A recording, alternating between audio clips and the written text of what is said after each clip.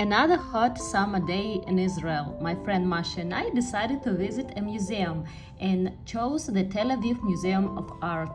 The museum's building is on Shaul HaMelech Boulevard, near the Tel Aviv Library. It's the first art museum in Israel, founded in 1932. The museum has three main buildings. The first one is the Paulson Family Foundation building, where the declaration of the creation of the State of Israel happened in 1948. The second building is the Herta and Paul Amir building, a modern building with surfaces that look like origami, and it was opened in 2011.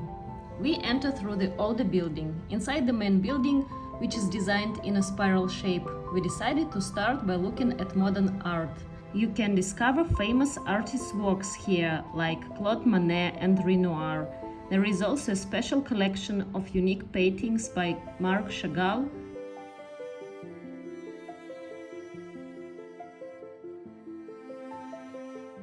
ballet scenes by Edgar Degas, along with pieces by Pablo Picasso, Juan Miró, Van Gogh, Paul Gauguin, Modigliani, and even a painting with a woman who looks like my mom. On a different floor, there is a collection of old European art from the 16th to 19th centuries. For example, you'll find a portrait of Madame de Vic by Rubens here. The museum also has sculptures, some of which are quite interesting.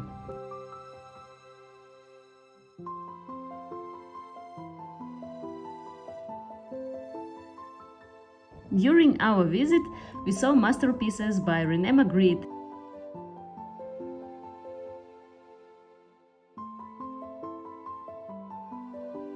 and one of my favorite artworks by Gustav Klimt, a portrait of Frederick Maria Baer. Another truly captivating exhibition at the museum features a collection of unique and breathtaking miniature rooms created by Helena Rubinstein, the founder of the Beauty Empire. Children are especially fond of this exhibition. Within it, you can discover Victorian living rooms from the 19th century. The museum consistently hosts several temporary exhibitions. Currently, one such exhibition is Strange Kingdoms, showcasing the works of the Ukrainian master of prints Alexander Aksinin. Another personal favorite of mine is an exposition of 3D models depicting various postmodern buildings in Tel Aviv. You might recognize some of the structures you've seen in the city center and learn about the planning behind their construction.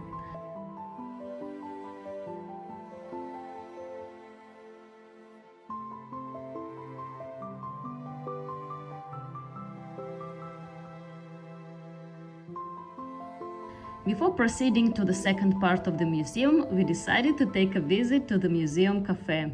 It always offers fresh juices, pastries, salads, and of course coffee.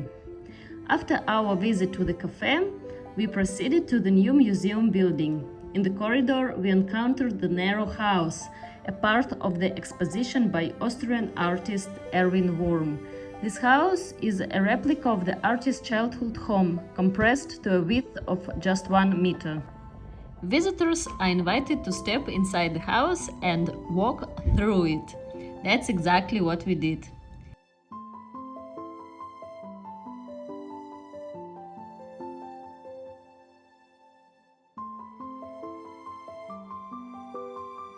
The second building is less interesting to me personally, but I truly admire the interior design of the structure.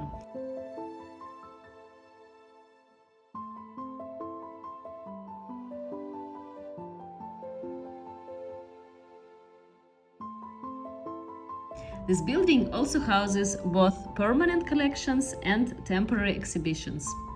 Regarding the permanent collection, you can discover contemporary art by prominent Israeli artists. The Israeli art galleries are divided into 3 sections: Promised Land, Airship, and Blazing Movement.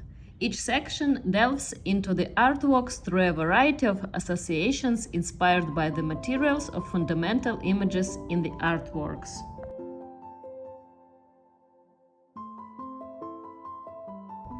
An intriguing temporary exhibition we came across was by Vera Vladimirsky, presenting her work as a journey in search of identity as a new immigrant to Israel. Her photographs blend documentation, memory, and fiction. Through them, the constructs of new narrative that explores the concept of home. This concept is easily relatable and understandable. Towards the conclusion of our museum visit, we also explored a temporary black and white exhibition by Tamar Getter.